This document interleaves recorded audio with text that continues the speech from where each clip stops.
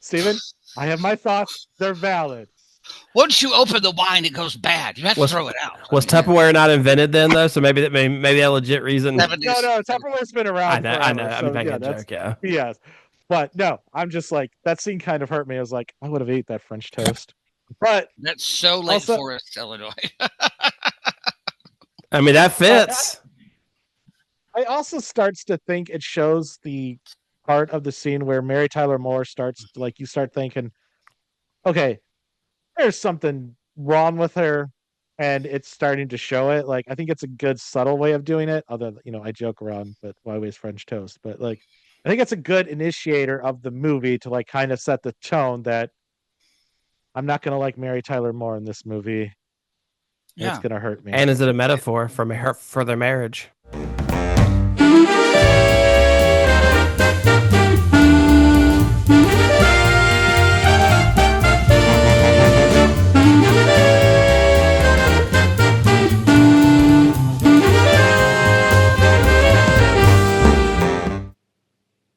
Don't just sit there and stare at me. What for?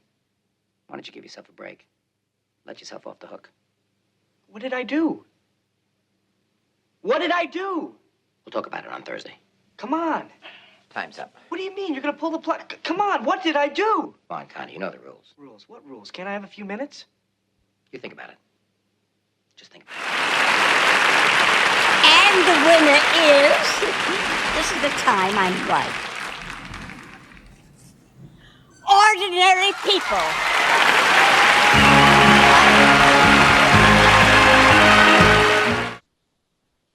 Welcome back, ladies and gentlemen, to the Chicago Cinephiles podcast. I am your co-host, Daniel.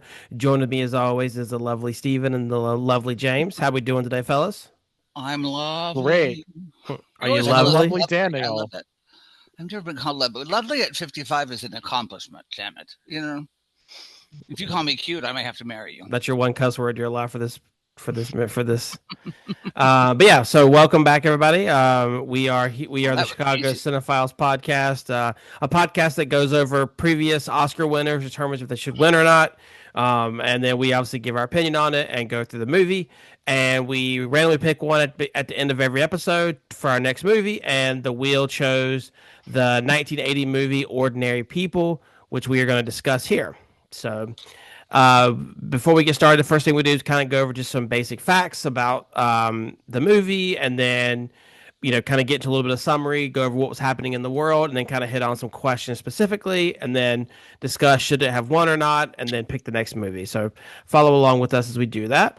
So as I mentioned, this is the 1981 Oscar winner, Ordinary People.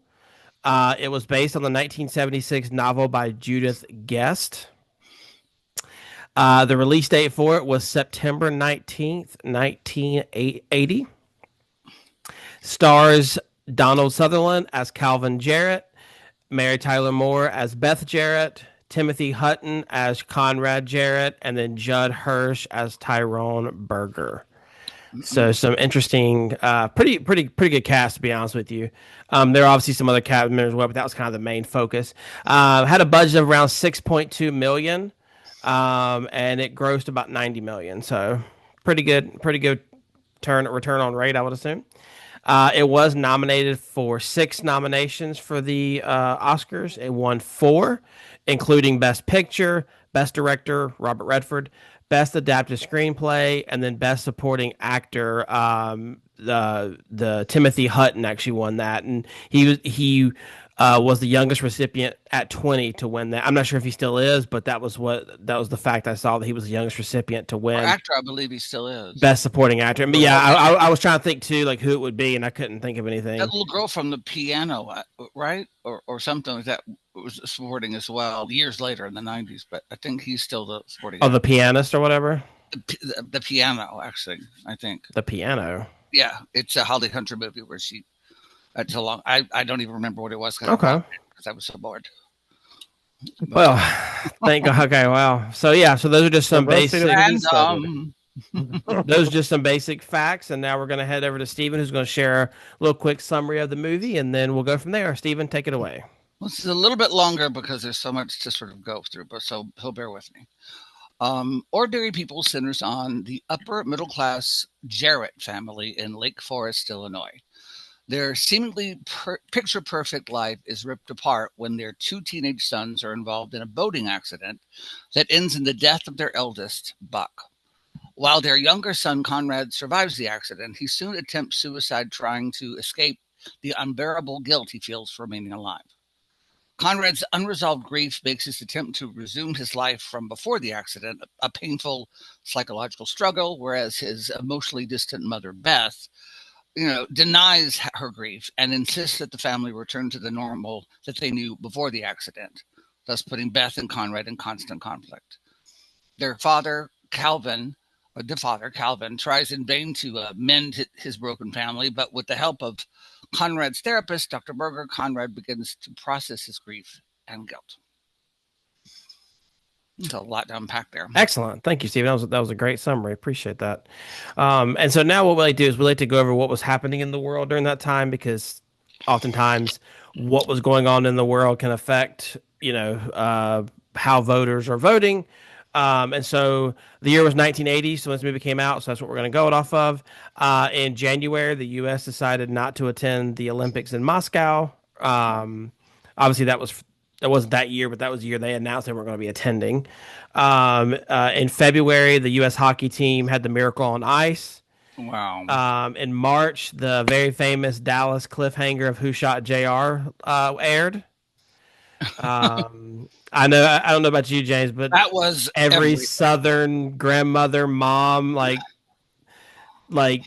to this day can tell you where they were when that happened. Like, I remember we were at a benefit in my elementary school, and we were supposed to work this booth, and my father said, "To hell with this," and left everything, and we're going to find out who shot JR. I mean, we were not screwing around. Yeah, it's crazy. Yeah, it was Event TV. We didn't have And then in May, Mount St. Helena erupted. In June, CNN launched. Wow. In September, the Iran-Iraq war started. A little bit of Hollywood. Sadly, in November, the legendary Steve McQueen passed away. And then pop culture-wise, in December, unfortunately, John Lennon was assassinated. And you forgot one thing that I loved. In June, Richard Pryor set himself on fire when he was just doing some crack cocaine, leading to the joke. I mean, that's what not is this? Richard Pryor. You brought props. Wow. I'm becoming like, I don't know. I'm sorry, Stephen, that didn't make the timeline for History Channels of what happened in the world. It was sure funny. I mean, yeah, but that's not what happened in the world. But thank you for enlightening our audience. Most comedians have a heart attack or get drunk. For those of you who don't know, Richard Pryor was a comedian from the 70s and 80s and 60s. Okay. Oh my gosh. Is he not dead? He's dead, but so isn't that the right term? Was having to explain who Richard Pryor is. My goodness. Oh my goodness. Stephen. A lot of people don't know who that is. You got a phone. Anyway. All right, so now we're going to move on to our next segment, because that was a flame. That was a flame out. Flame out. And I'm not talking about Steven. Next. The Human Torch. Flame out. Hey, it's July. We can make fun of Steven now. He doesn't get his month anymore. James, I'm sorry. Somebody put that rainbow away, for God's sake. Please keep the episode's already off the rails. Keep all this in. Keep all this in. This is perfect, especially because this movie is very sad. So this is kind of good comedy. I'm not editing this out. Good. Okay. So this was a movie. Correct me if I'm wrong, but this is a movie that only me and James had not seen. Steven had seen it, correct? I'd seen it a long time ago. Okay, so basically you don't remember much about it, though, but you at least knew the premise of it. James, I'll start with you. What was your any thoughts going into it? Did you know anything? Had you seen any references, anything like that? I honestly don't remember. I didn't know anything was going on other than I was like, oh, it has Mary Tyler Moore in it. I'm going to love this movie. Rob. I didn't either. I had no expectations either of it. So, and then Steven, if you want to tell, did you have any memories of it or anything that you just, or is it kind of one of those things where it's like the huge impression of how emotionally detached Mary Tyler Moore's character was in this, which is, I mean, you all don't really have a basis for understanding this, but her and the Dick Van Dyke Show and the Mary Tyler Moore Show. She was the queen of the funny. Watch Yes. Chuckles Bites the Dust. She's hilarious.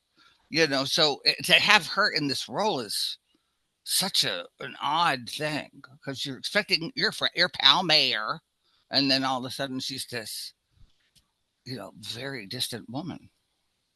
Well, so it's Mary Tyler Moore because she's one of my favorites, but she would cry like her comedic crying, and she was so used to it that during the filming she would start like about to say, "Oh, Rob," and then they would have to like cut and have to reshoot the film.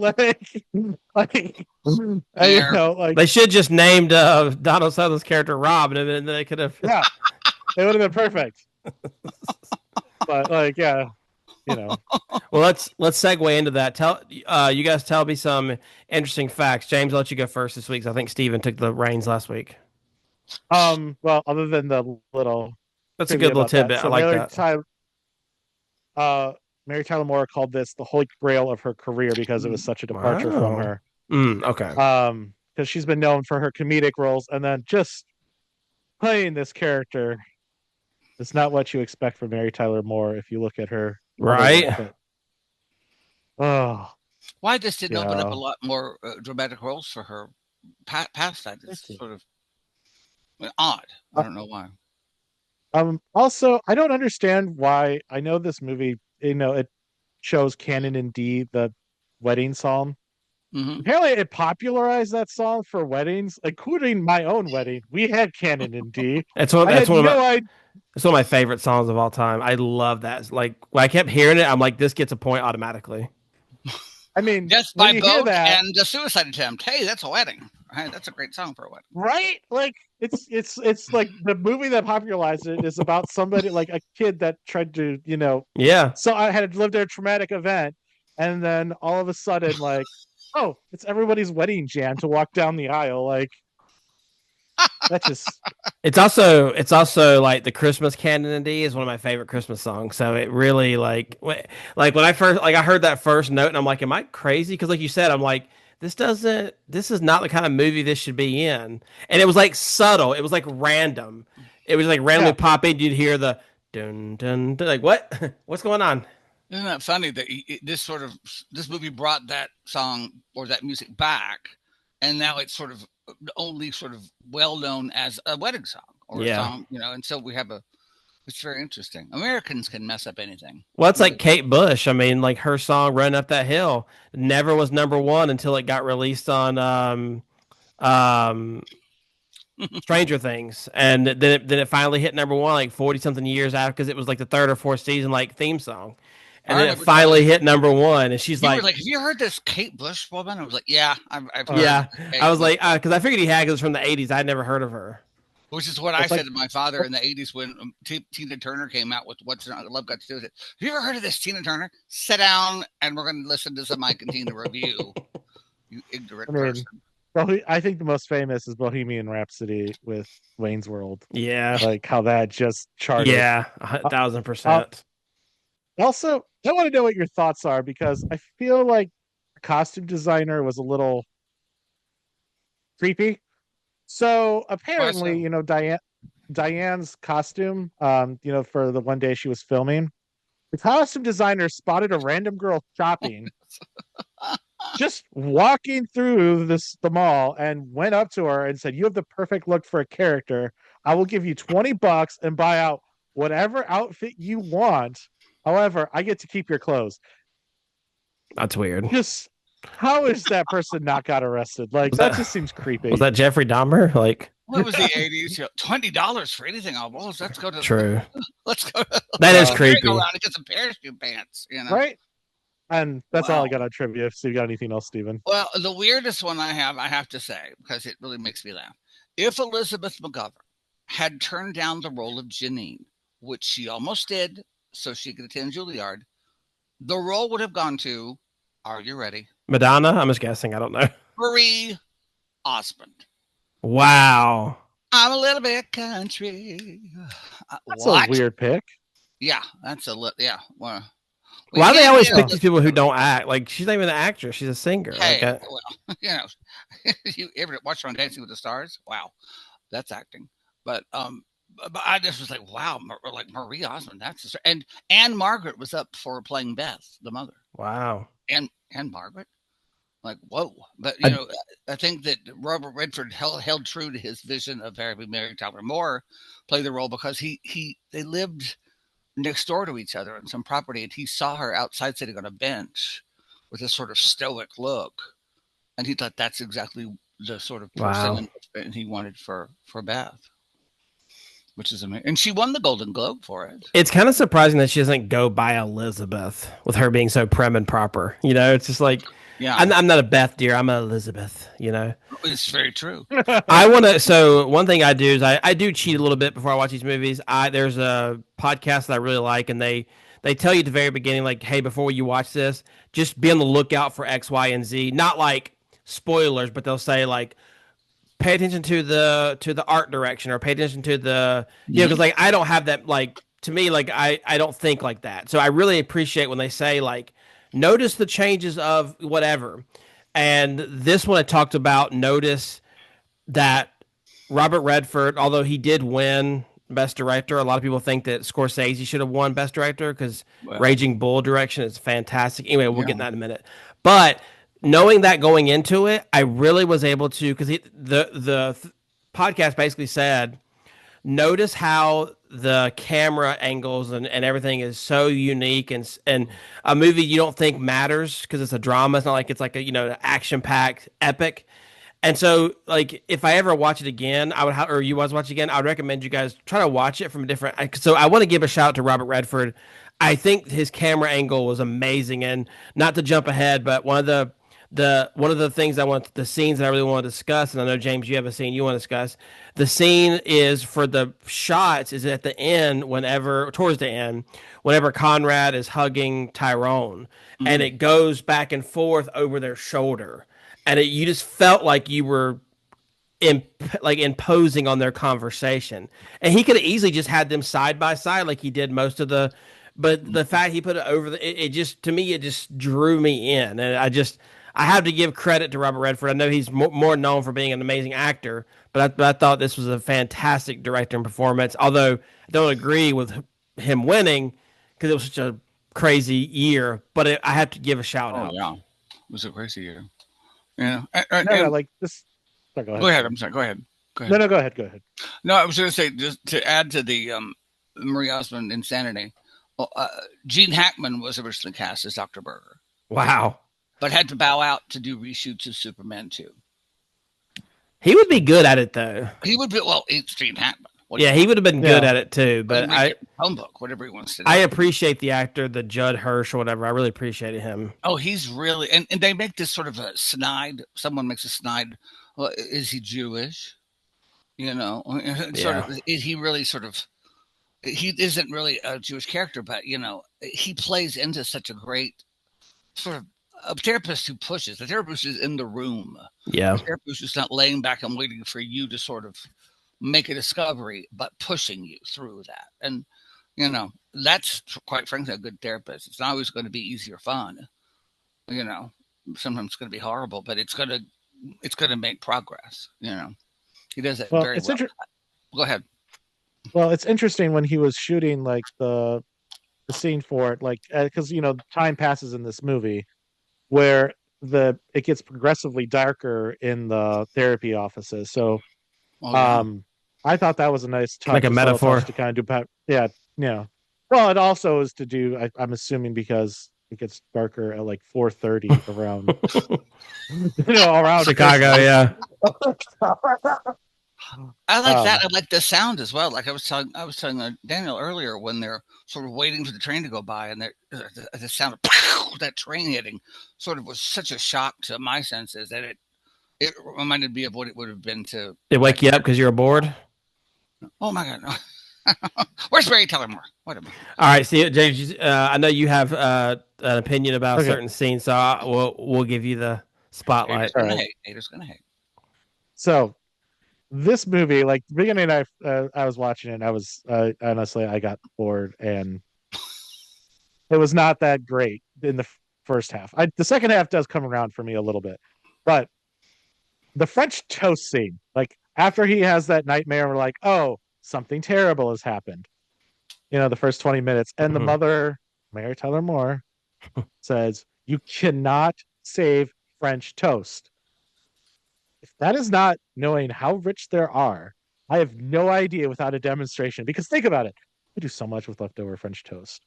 French toast casserole. You can reheat it on the pan. Like the thought that she just throws it out shows that she has money. Steven, I have my thoughts. They're valid. Once you open the wine, it goes bad. You have to throw it out. Was Tupperware not invented then, though? So maybe a legit reason. No, Tupperware's been around forever. I know. I'm making a joke, yeah. Yes. But no, I'm just like, that scene kind of hurt me. I was like, I would have ate that French toast. But that's so Lake Forest, Illinois. I mean, that fits. I also starts to think it shows the part of the scene where Mary Tyler Moore starts, like, you start thinking, okay, there's something wrong with her, and it's starting to show it. Like, I think it's a good subtle way of doing it. Although, I joke around, but why waste French toast? But like, I think it's a good initiator of the movie to like kind of set the tone that I'm not gonna like Mary Tyler Moore in this movie.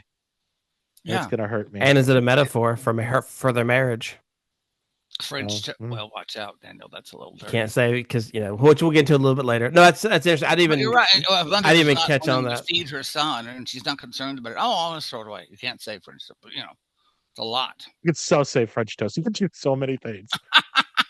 It hurts me. I know it won the Oscar, but come on, you can say French toast. That's funny. That'll go down as like top movie lines. Like, move over. Here's looking at you, kid. You can't throw out French toast or whatever. Can't say French toast. Frankly, my dear, you can say. Yeah, you can't say. It's called meal prepping. Tell me you're rich. Well, I appreciate the Ziploc bag, for God's sake. If you guys are from Lake Forest, please drop a comment below and tell us if you guys still do that to this day.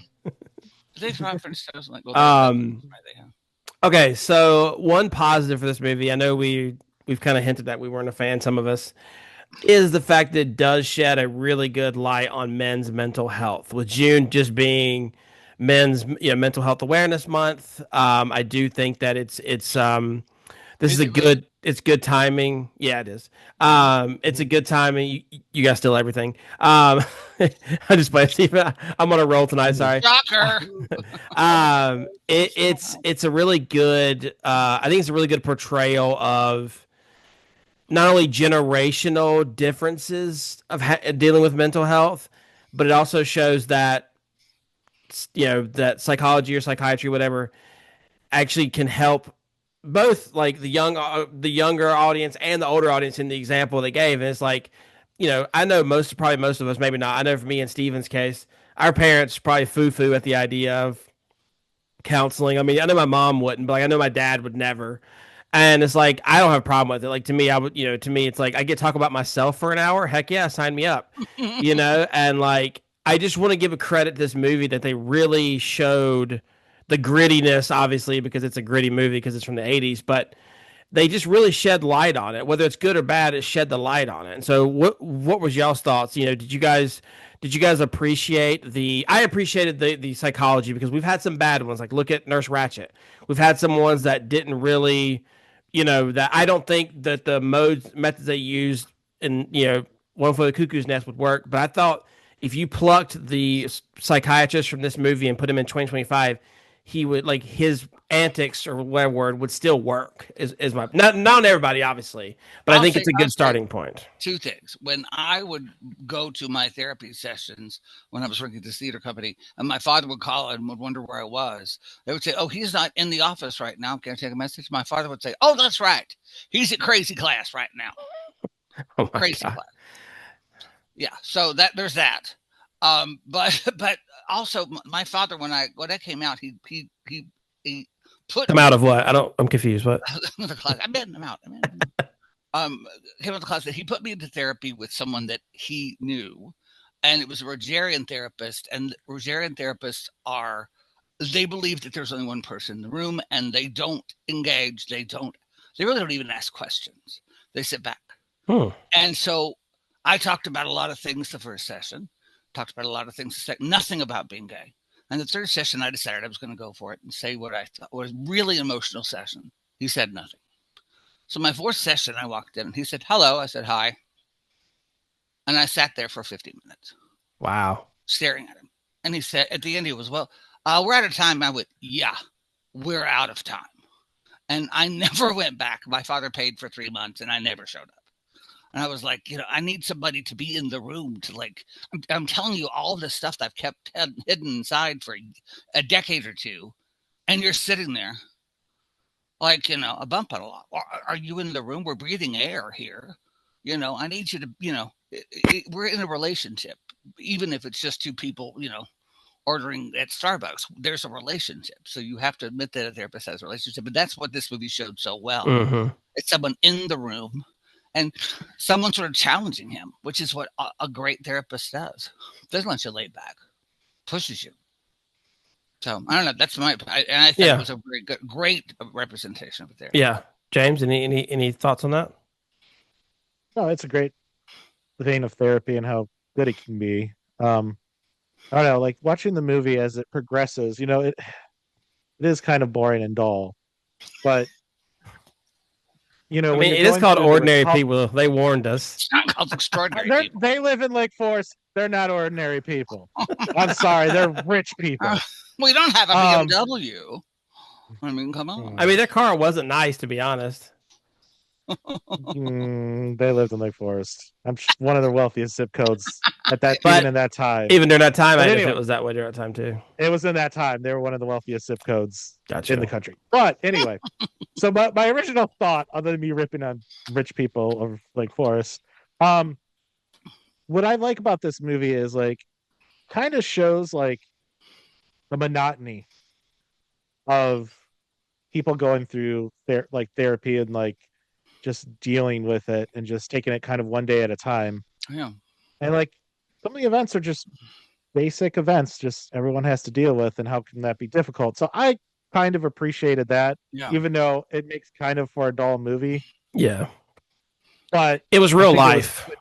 It was real life. Yeah. I mean, if you're going to therapist for any kind of a reason, it's taking you years to get to where you need to see a therapist. It's going to take you quite a while to undo the damage other people have done, or the whatever it is that you're going to deal with. So, if you have a pool of water and it's all muddy, it's going to take a long time for a drip and a drip and a drip to get it clean again. And I do think that the fact that a few of us found it boring, I think that they accomplished their job, because this is just his day in the life. It was just him going on a date, quitting swim team, him getting in a fight with his friends, him fighting with his mom. It just a typical teenage boy who was dealing with obviously the trauma of his brother passing. But to me, I think they did it good there, because I would say our life is mundane. Him quitting swim whatever. That was extraordinary for him in a family that is, you do this and you do this. But that's not extraordinary, in comparison to but my point is, though, is in his life is extraordinary, but as a third person watching it, that's not extraordinary. Well, I would say that, but we don't watch movies to watch ourselves. We watch them to see their experience. I mean, I see what you mean. It's sort of, but for him, that's quite sad. And he didn't tell his parents. I'm sure he knew it was going to be a bad thing, but his brother being the big. Yeah, I don't think he liked it. I mean, I think it's because when his brother just probably brought too much pain, the water. Oh, exactly. I never thought about that, but look at you, Mr. Symbolism. All right. Yeah. It shows the progression, the milestone that he hit, that he is taking some charge of his life. Fair enough. Yeah. No. Puts his foot down. Look, I know we're keeping up with the Joneses here, but I can't do this anymore. That's exactly it. Okay, so then let's move into the question that I really want to ask. Is Beth, Beth, by the way, is his mom, Mary Tyler Moore, is she the coldest person that we've had so far on the show?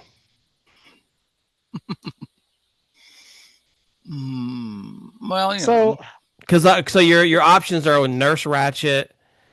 I don't even know who else you're. I mean, I think that's really kind of, we haven't had a lot of stoic characters. I feel like, have we? Not yet. You know. but so okay. Problem I have with her is one, it's Mary Tyler Moore playing this character. That's a problem for me. Mm-hmm. Um, Why is that a but like, problem? Let's break that down. okay, here's the problem. Because Her I want to persona. see Mary Tyler Moore in her normal acting chops. I get it. She did an incredible job, but it's Yeah. just not how I like to see Mary Tyler Moore. That's what She we talked about with deserves, Clint Eastwood. We go to a Clint Eastwood movie to see Clint Yeah. Eastwood. You know. yeah, like, yes, she did a phenomenal job. Yes, she played that character really well. Yes. However, like, I have a hard time because, like, one, never lost a kid. I don't have children, so I don't know where that comes from.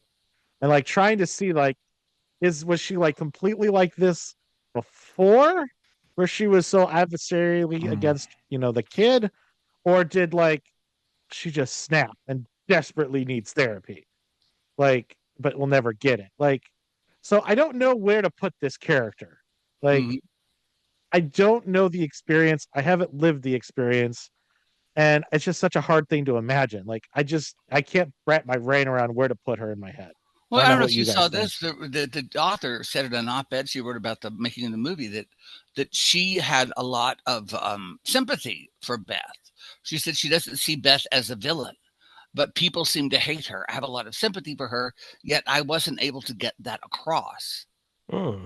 And Redford said, we tried for that, but we thought that Beth being so cold served the purposes of the story we were telling in the film better.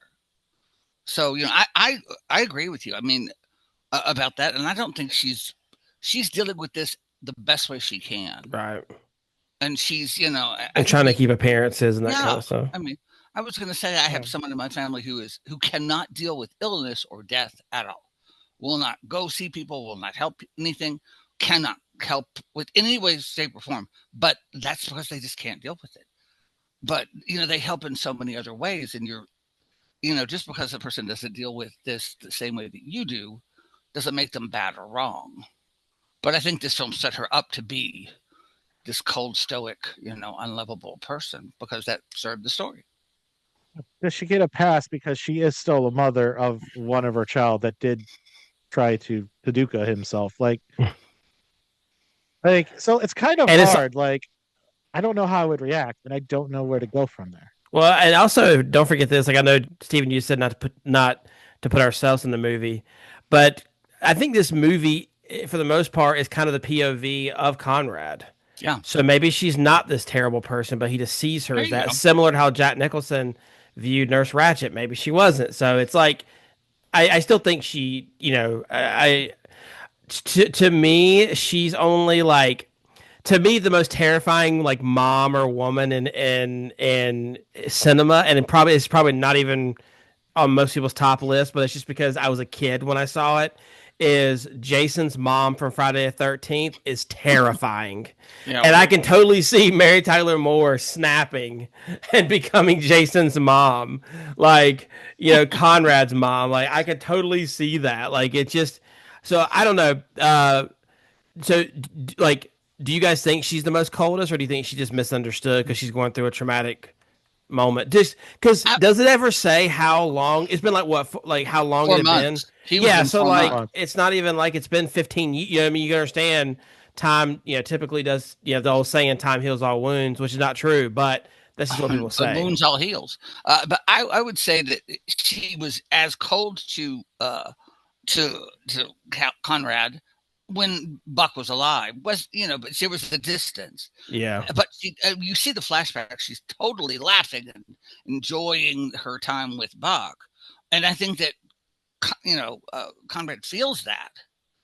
But he's in this relationship with his brother, and things are, going well. And again, it's a family where everybody has their roles in there and their thing to play. And so, as long as everybody keeps the balance, nothing's going to set this off. But the minute something changes, everybody is off their game and they're playing, something that doesn't work with the dynamic that they now have, and it makes things glaringly obvious. I would say. Not that that's my family at all. Yes, it is. But. But yeah, I just think that she's not exactly sympathetic, but I find sympathy in her. James? Like that, like the idea of her going off to like must get away, like so I took like, when I first thought about it, but now I'm kind of reflecting back on it, like her wanting to go to London, Yeah, like just trying to get away, so maybe she could lower her facade a little bit so she can actually kind of deal with it. Mm. But Like also, no one knows her there type deal. yeah, and she could kind of let it down. But also, her son just did what he tried to do. So like, is it Hmm. really the best idea for him to go to London without even consulting him? and Like, if it's a he was major down for holiday. London, by all means, go for it. Like, Not London. Let's go to Houston and leave the kid here. I mean, I know he tried to, but come on, yeah, like, it's just whoa. yeah. So I I don't know. no, this is a great And they point. haven't called for the entire time they're in Houston. Like they say, well, I'll call him tonight. What? This is a great segue. One of the reasons why I really fell in love with the therapist Tyrone, because he had a really good line that I want to discuss with you guys, and his basically the line was, "Don't blame." So this is Conrad, and this is Conrad and the therapist talking. And the therapist basically said, "Don't blame your mother for her not loving you more than she's able."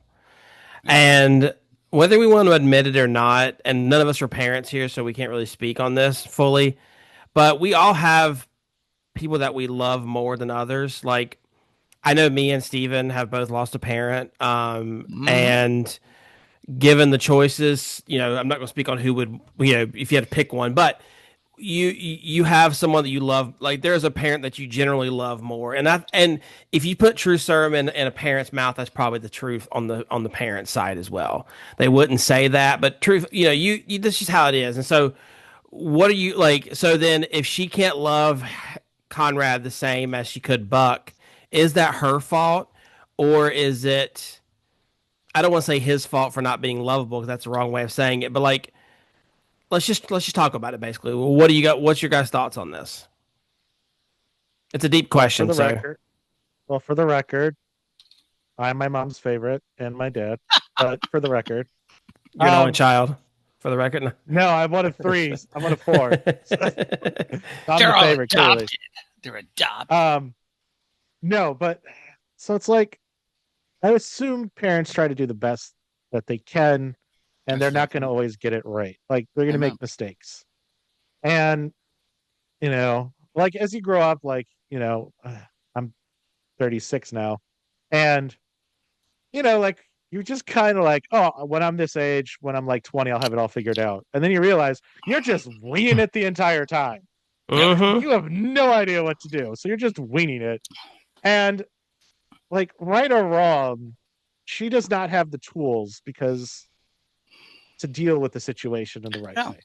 Yeah. Exactly. And it's hard to think about it, but like, don't blame her. Like accepting, yeah, you shouldn't really like openly acknowledge to play favorites, and that's the fault of her. She cannot get past it. So that is a Mary Tyler Moore even said that she saw Beth as someone who was taught to do things in a certain way. And this is how you do this. And this is, even when she opened up her closet, bam, there's the suitcase. Everything was so organized to the point of it looked like it was normal, but it wasn't. So that's just how she deals with life. So to sort of blame her for that, yes, it isn't a good fit for Conrad, and it doesn't show him not a good quality. But that's who she was parented to be. You know what I'm saying? So, yeah, but you're also responsible for breaking the cycle. You got that. You got it right. Yeah, there, I think I think you're letting her off the hook a little too much there, Steven. She is definitely like she deserves criticism and she deserves to acknowledge. I mean, like in my opinion, like I can understand it, but she's not a stepmother. Now, come on. But you're the adult, and I'm the teenager. Right. I'm supposed to lash out at you, not the other way around. You're exactly right. Which it doesn't mean everything, because we both know that a lot of times kids become parents when they don't way too young, and so we understand that. But when my therapist found out that my parents let my brother and I choose which parent to live with, he'd never really gotten upset. He was so upset. He was like, "What?" And I was like, "Well, that's really great." He said, "So they're giving you the parent job. They're making you the fall guy." No matter who you choose, you're going to upset one of them. That's horrific. And I was like, whoa. He was so upset about it. So, but you said it right, James. Parents are just doing the best they can. You realize they're humans. They look superhuman to you when you're a child, but It's the it's the new term I've kind of picked up on from TikTok where it says like be nice to your parents because this is their first time living as well. Amen. So it's like, but and they go from being someone who knows everything to when you're a teenager, they know nothing.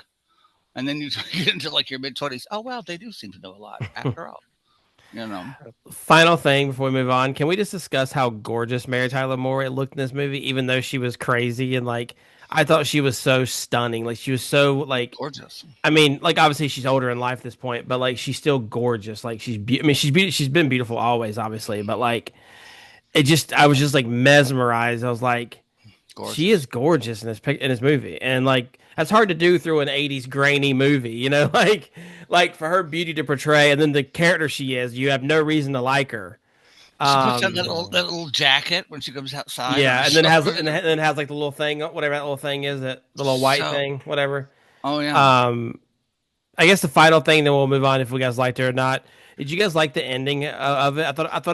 To me, the shot was really cool at the end, how it just kind of faded away and just pulled with just them two together hugging. Because they both needed that, in my opinion. Yeah. And I like that the father hardly had to stop it. Stop, instead of trying to be the all gracious and caring and because he was trying to be the stopgap between no love and that he finally just sort of, no, do that. And it was exactly what Conrad needed. Yeah. I thought it really did that service well. I thought I loved the ending. And when you see Conrad running around after he finds his friend is dead or he's killed herself, you don't know what's going to happen. Yeah. Where's he going to go? What's he going to do? And that scene when he washes his hands was so like, you can see the marks on his arms. Like, wow. That's really shocking. Yeah. Because that was like, yeah. James, what about you? I mean, yes, it is edited very well. It is a great scene, and I think it does justice for the climax of this movie. You know how the title is Ordinary People? Just dad and a son sitting on the deck having a conversation, and then it just cuts out. Like, I think it was a good ending. I don't know. I have a problem with this movie. For James, it's less than Ordinary People. It's ordinary. Well, people. I think and two, like another kind of metaphor here is like, if you rode by, I would want to be the son or I'd want to be the dad in that moment. But that you don't realize what they're hugging because of the trauma they've had. And so I think it's just, to me, it's kind of fitting. I don't know. And like, I know, James, you're hung up on the fact they were in a rich neighborhood, but again, that doesn't solve problems. And so that shows that they have issues too, so Rich is the North Shore. This is Lake Forest. I mean, these people, That's where Steven lives, by the way, y'all. He lives at Lake Forest. He lives at 321 Imagination. No. That's where he summers for the. Oh yeah, that's where he's at right now. Well, one of my homes. This picture actually was an aerial shot that he took from his drone. So like we're here. All right, now let's get on to the hot topic. Take the picture. Did it deserve to win, Steven? I'm gonna let you go first because I think you're the minority. Many thoughts about this. I mean, I just want to say. Okay, sorry. Before we get to it, let me tell you what was up for nomination. Sorry. Oh, that's right. So I forgot so Ordinary People won. IMDb rating gave it a 7.7. Coal Miner's Daughter got a 7.5. The Elephant Man got an 8.2. Raging Bull got an 8.1. And then Tess got a 7.3. So according to IMDb, the Elephant Man and the Raging Bull all scored higher. So Steven, I'll start with you. Should it have won? Yes or no? And why? I will say this. I think it should have won, but The Elephant Man, Coal Miner's Daughter, a movie that didn't even play Somewhere in Time. I mean, which I love, and critics hated, but those are really extraordinary. The Raging Bull, I mean, extraordinary films. It was a good year. And it's, as I was talking about earlier, it's also 1980 is also a year of extraordinarily bad films that some became good, like Flash Gordon. We have Can't Stop the Music, the Village People movie. That was supposed to be called YMCA or something. Xanadu. Oh gosh. Disney re-released Song of the South. Oh. Lots going on this year, but there were some really wonderful comedies. And I will say this: I may be romanticizing this because I'm pretty sure that '81 is when my family got cable and we had HBO, and these movies were run over and over and over and over and over. We thought that was the coolest thing in the entire world. I remember opening up the catalog. They're going to play 9 to 5 at 10, and then tomorrow at 7. We're just stunned, But that may be a little bit of romanticizing it, but there's just so many tremendous films. I would say it's a toss-up between this one and Coal Miner's Daughter because I just love Coal Miner's Daughter. Okay. James? You? Okay, out of the films nominated, I would have gone with Elephant Man. Yeah. It's good. I think Elephant Man is better, and Elephant Man is the reason why we have the Academy Award for makeup. Yeah, cool. It they were like, why wasn't this honored? Because it was so phenomenal. Yeah. The next year they created a category. Should have been there all along. I would have put the Elephant Man over this, but like the other great movies, like I know Steven mentioned it, like The Shining.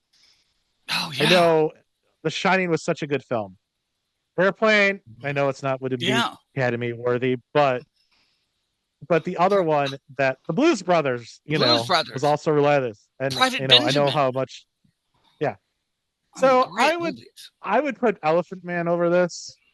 Despite with trying to remove my prejudice against ordinary people of Lake Forest, but I mean, rich ordinary people versus the Elephant Man, and yeah, I chose Elephant Man. I think Elephant Man is such a well done movie. It is such a great story.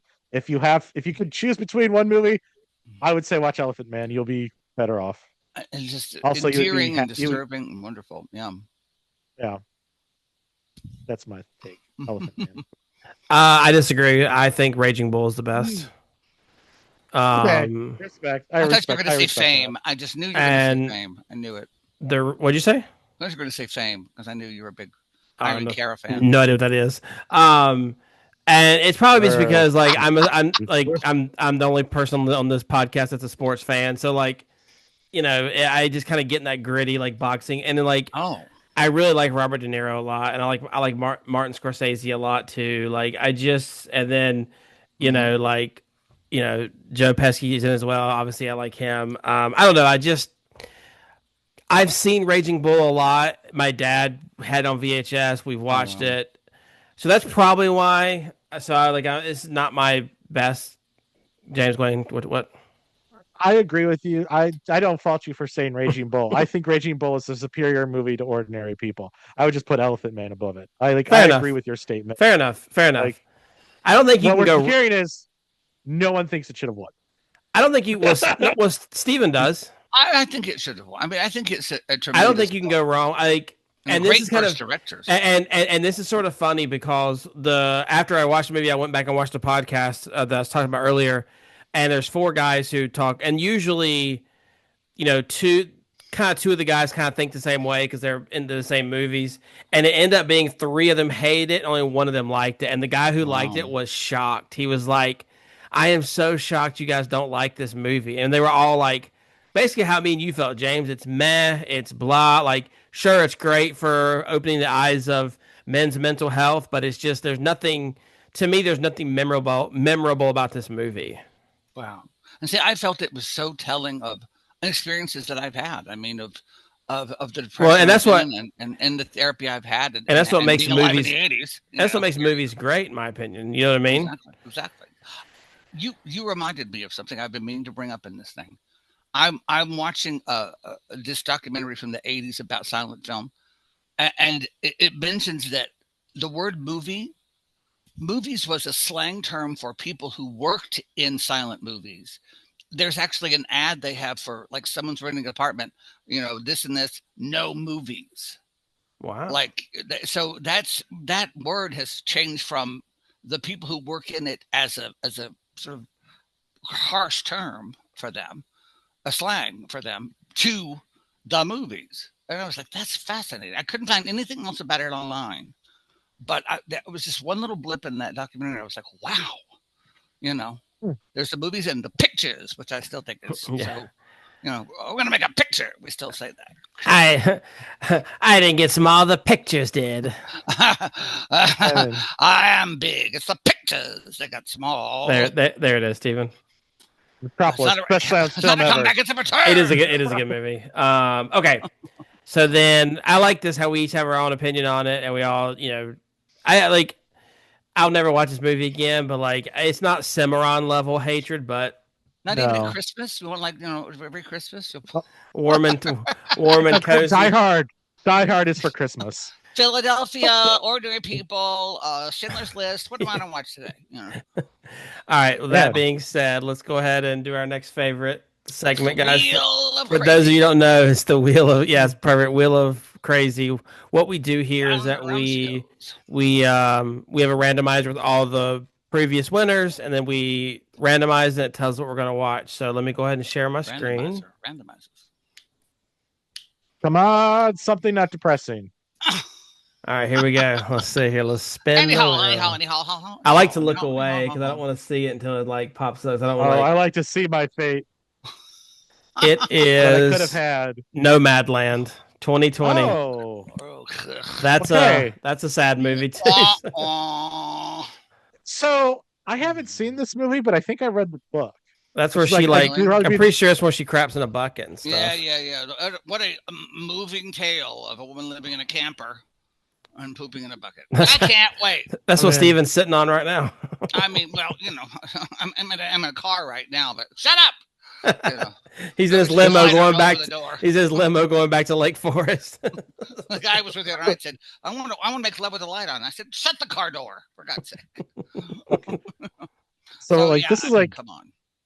I mean, Steven, we all know Steven, when it's slumming in a limo, he would take a helicopter back. But no, like, this is the first movie that I think I've read the book without seeing the movie. Like, I don't think this will ever happen in the podcast. I don't think that's ever happened anywhere. Truthfully, this is one of this and Moonlight were the two I was most scared about. Just because I just don't think I'm gonna like them, but I'm willing to give it a chance because I do like the. I enjoyed the book. I do like the actress in it though. I do like her. Oh, of course. I can't remember her name, but I do like the actress in it. She doesn't, you know. So we were watching, you know, what is it? Fargo. Right. You know. That's such a good movie. God, such a good movie. But at least we are. It's a hilarious movie too, by the way. At least we're now in the 2020s, so that's kind of exciting. I guess it's depressing because it's, you know, the C word. But yeah. So, fellas, any final thoughts before we wrap up this episode of Ordinary People? They're extraordinary. Watch Elephant Man. Watch Elephant Man. Watch Coal Miner's Daughter with Doolittle in, and if you wake up bologna sandwich. If you made it this far in the video, please do consider subscribing, liking, commenting, and sharing. Because if you don't, Steven cannot afford to continue. Get out of the car. I mean, he can't afford. He's got to pay his. I got to put the quarters in the freaking. He's got to pay his limo driver to open the door. So please, every like helps. So you're warned. Every like, yeah. You guys don't want him to turn OnlyFans, so please like it up.